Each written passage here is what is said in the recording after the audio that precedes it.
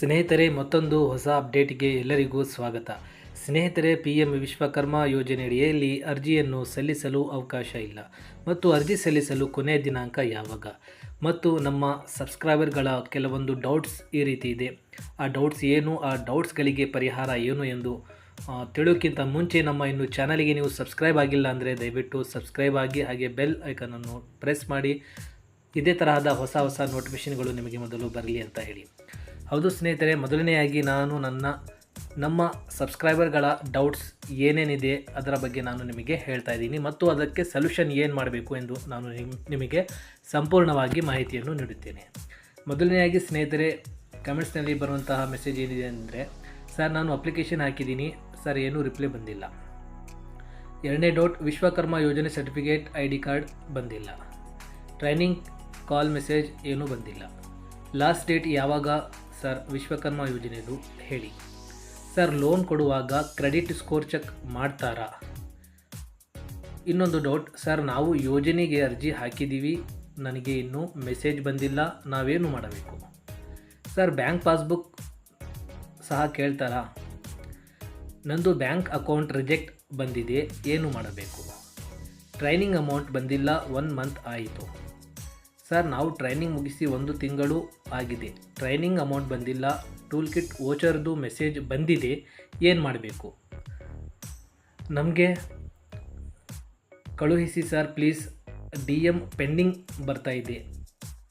Sir ನಮಸ್ತೆ, Ramanagara district, Magadi, named, 7 month ಆಗಿದೆ, ಪುರಸಭೆಯಲ್ಲಿ ಏನು ಅಪ್ರೂವಲ್ಲೇ ಮಾಡ್ತಾ ಇಲ್ಲ, ಇದರ ಬಗ್ಗೆ ಸ್ವಲ್ಪ ಮಾಹಿತಿ ನೀಡಿ.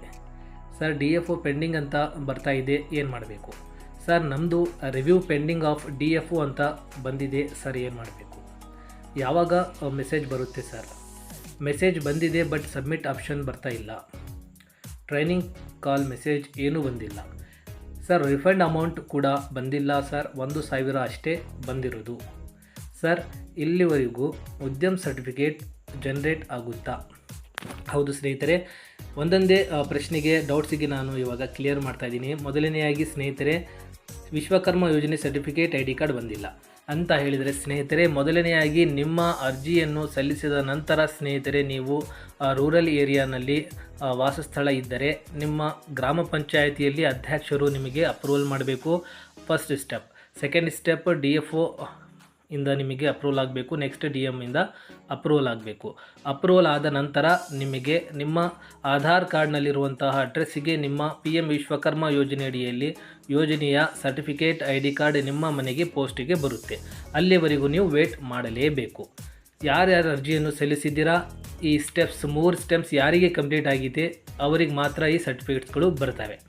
ನೆಕ್ಸ್ಟ್ ಸ್ನೇಹಿತರೆ, ಲೋನ್ ಕೊಡುವಾಗ ಕ್ರೆಡಿಟ್ ಸ್ಕೋರ್ ಚೆಕ್ ಮಾಡ್ತಾರಾ? ಸ್ನೇಹಿತರೆ, ಲೋನ್ ಕೊಡುವಾಗ ಕ್ರೆಡಿಟ್ ಸ್ಕೋರ್ ಏನು ಚೆಕ್ ಮಾಡುವುದಿಲ್ಲ.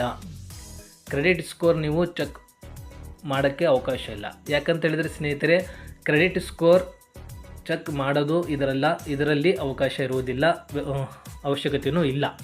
ನಿಮಗೆ ಟ್ರೈನಿಂಗ್ ಆದ ನಂತರ ನಿಮಗೆ ಟ್ರೈನಿಂಗ್ ಸರ್ಟಿಫಿಕೇಟ್ ಬರುತ್ತೆ, ಉದ್ಯಮ ಸರ್ಟಿಫಿಕೇಟ್ ಕೂಡ ಬರುತ್ತೆ.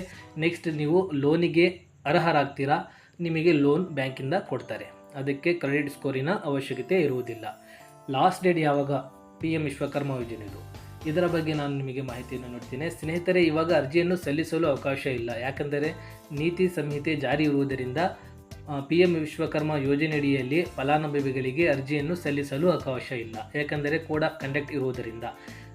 ಕೋಡ್ ಆಫ್ ಕಂಡಕ್ಟ್ ಆದ ನಂತರ ನಿಮಗೆ ಮತ್ತೆ ಸ್ಟಾರ್ಟ್ ಆಗುತ್ತೆ ಅರ್ಜಿಯನ್ನು ಸಲ್ಲಿಸಲು PM ವಿಶ್ವಕರ್ಮ ಯೋಜನೆ ಅಡಿಯಲ್ಲಿ.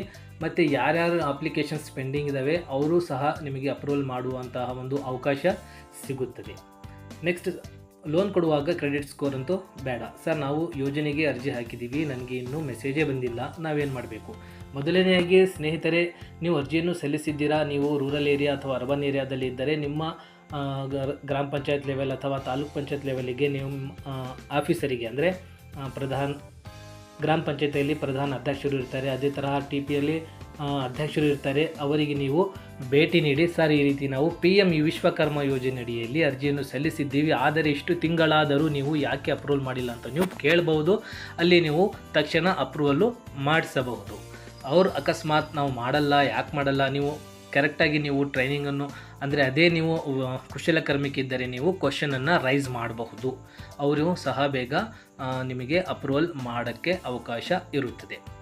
ಬ್ಯಾಂಕ್ ಪಾಸ್ಬುಕ್ಕನ್ನು ಕೇಳ್ತಾರಾ? ಹೌದು ಸ್ನೇಹಿತರೆ, ಬ್ಯಾಂಕ್ ಪಾಸ್ಬುಕ್ಕು ಅತಿ ಅವಶ್ಯಕವಾದದ್ದು ಒಂದು ಡಾಕ್ಯುಮೆಂಟ್ಸ್.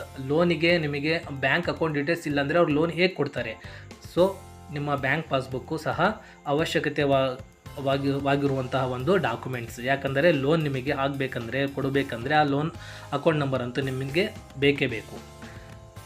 ಕೆಲವೊಬ್ರದ್ದು ನಮ್ಮ ಸಬ್ಸ್ಕ್ರೈಬರಿಂದು ಬ್ಯಾಂಕ್ ಅಕೌಂಟ್ ರಿಜೆಕ್ಟ್ ಅಂತ ಬಂದಿದೆ. PM ವಿಶ್ವಕರ್ಮ ಯೋಜನೆಯಡಿಯಲ್ಲಿ ನೀವು ಅರ್ಜಿಯನ್ನು ಸಲ್ಲಿಸಿದ್ದೀರಾ, ಆದರೆ ನಿಮ್ಮ ಬ್ಯಾಂಕ್ ಅಕೌಂಟ್ ರಿಜೆಕ್ಟ್ ಅಂತ ಬಂದಿದೆ. ಬೇಗ ಹೋಗಿ ನಿಮ್ಮ ಬ್ಯಾಂಕಿಗೆ ಭೇಟಿ ಮಾಡಿ ನಿಮ್ಮ ಅಕೌಂಟನ್ನು ಆ್ಯಕ್ಟಿವ್ ಮಾಡಿ. ಇದು ಯಾವಾಗ ಆಗುತ್ತೆ ಅಂತ ಹೇಳಿದ್ರೆ ಸ್ನೇಹಿತರೆ, ನೀವು ಅಕೌಂಟ್ ಮಾಡಿಸಿರ್ತೀರಾ, ಬಟ್ ನೀವು ನಿಮ್ಮ ಅಕೌಂಟು ಚಾಲ್ತಿಯಲ್ಲಿ ಇರುವುದಿಲ್ಲ, ಟ್ರಾನ್ಸಾಕ್ಷನ್ ಮಾಡಿರುವುದಿಲ್ಲ. ಆದ ಕಾರಣ ನಿಮ್ಮ ಅಕೌಂಟ್ ಫ್ರೀಸ್ ಆಗಿರುತ್ತದೆ.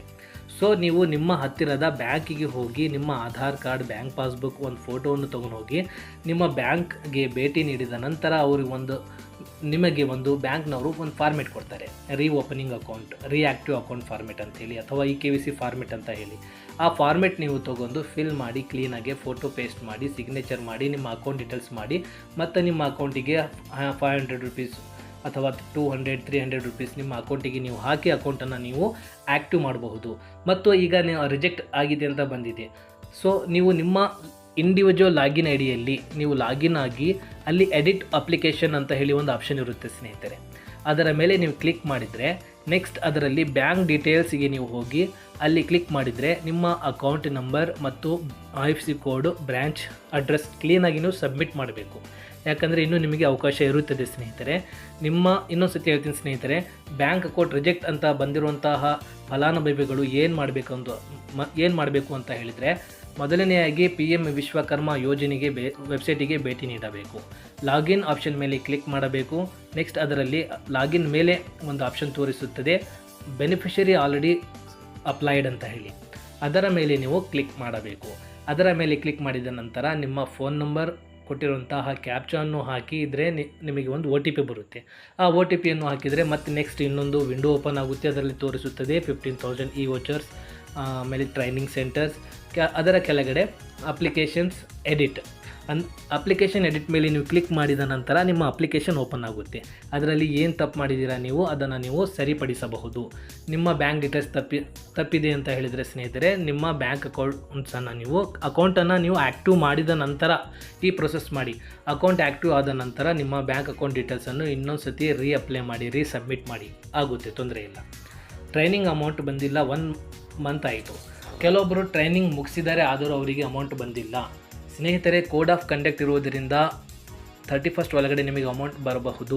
ಇಲ್ಲದಿದ್ದರೆ ಕೋಡ್ ಆಫ್ ಕಂಡಕ್ಟ್ ಆದ ನಂತರ ನಿಮಗೆ ಟ್ರೈನಿಂಗ್ ಅಮೌಂಟ್ ಬರ್ಬೋದು. ಸ್ನೇಹಿತರೆ, ಯಾರು 40 ಅವರ್ಸ್ ಟ್ರೈನಿಂಗ್ ಕಂಪ್ಲೀಟ್ ಮಾಡಿದ್ದೀರಾ ಕಂಪಲ್ಸರಿ ಅವರಿಗೆ 1 ವಾರ ಆದ ನಂತರ ನಿಮಗೆ ಅಮೌಂಟ್ ಬಂದಿದೆ. ಅಂದರೆ ಟ್ರೈನಿಂಗ್ ಅವರ್ಸು ಕೂಡ ಇಂಪಾರ್ಟೆಂಟ್ ಸ್ನೇಹಿತರೆ.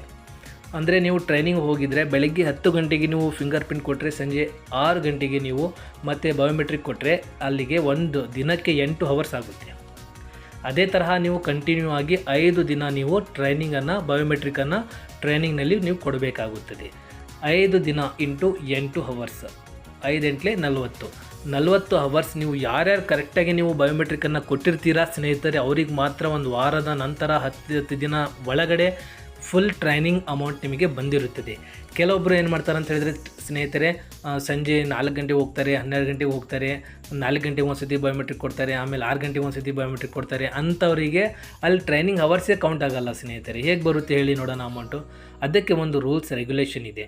ಟ್ರೈನಿಂಗ್ ಅವರ್ಸ್ ಒಂದು ದಿನಕ್ಕೆ 8 ಗಂಟೆ ಬೇಕೇ ಬೇಕು. 8 ಗಂಟೆ ಅಂತ ಹೇಳಿದರೆ ಸ್ನೇಹಿತರೆ, 5 ದಿನ ಟ್ರೈನಿಂಗ್ ಅಂದರೆ 8 × 5 40 ಗಂಟೆ ಆಗಲೇಬೇಕು. ನೀವು 40 ಗಂಟೆಯಲ್ಲಿ ನೀವು 20 ಗಂಟೆ 30 ಗಂಟೆ ನೀವು ಬಯೋಮೆಟ್ರಿಕನ್ನು ಕೊಟ್ಟರೆ ಅವರಿಗೆ ಹೇಗೆ ಕೊಡ್ತಾರೆ ನಿಮಗೆ ಟ್ರೈನಿಂಗ್ ಅಮೌಂಟು? ಇದ್ರ ಬಗ್ಗೆ ನೀವು ಯೋಚನೆ ಮಾಡಬೇಕು. ಸೊ ಮೊದಲನೆಯಾಗಿ ನಿಮಗೆ ತರಬೇತಿಗೆ ಹೋದ ನಂತರ ಫಸ್ಟ್ ನಿಮ್ಮ ಬಯೋಮೆಟ್ರಿಕ್ ಈಸ್ ವೆರಿ ಇಂಪಾರ್ಟೆಂಟ್. ಬೆಳಗ್ಗೆ 10 ಗಂಟೆಗೆ ನೀವು ಕರೆಕ್ಟಾಗಿ ಕೊಟ್ಟರೆ ಸಂಜೆ 6 ಗಂಟೆ ಮೇಲೇ ಕೊಡಲೇಬೇಕು ನೀವು. ಯಾಕಂದರೆ ಅಲ್ಲಿ 8 ಅವರ್ಸ್ ಕೌಂಟ್ ಆಗುತ್ತೆ. ಅಲ್ಲಿಗೆ ಟೋಟಲ್ 5 ದಿನಕ್ಕೆ 40 ಅವರ್ಸ್ ಆಗುತ್ತೆ. 40 ಅವರ್ಸಿಂದು 1 ವಾರದ ನಂತರ 1 ವಾರದ ಒಳಗಡೆ ನಿಮಗೆ ಟ್ರೈನಿಂಗ್ ಅಮೌಂಟು 4,000 + 500 ಬರುತ್ತೆ. ನೀವು ಹೆಚ್ಚು ಕಡಿಮೆ ಅಲ್ಲಿ ನೀವು ಮಾಡ್ಕೊಂಡ್ರೆ ನಿಮಗೆ ಅಮೌಂಟ್ಸ್ ಕಡಿಮೆನೇ ಬರುತ್ತೆ. ಕೆಲವರಿಗೆ ಆ ಅಮೌಂಟು ಬರುವುದಿಲ್ಲ. ಟ್ರೈನಿಂಗ್ ಮುಗಿಸಿ 1 ತಿಂಗಳು ಆಗಿದೆ, ಟ್ರೈನಿಂಗ್ ಅಮೌಂಟ್ ಬಂದಿಲ್ಲ. ಟೂಲ್ ಕಿಟ್ ವೋಚರ್ದು ಮೆಸೇಜ್ ಬಂದಿದೆ ಸರ್.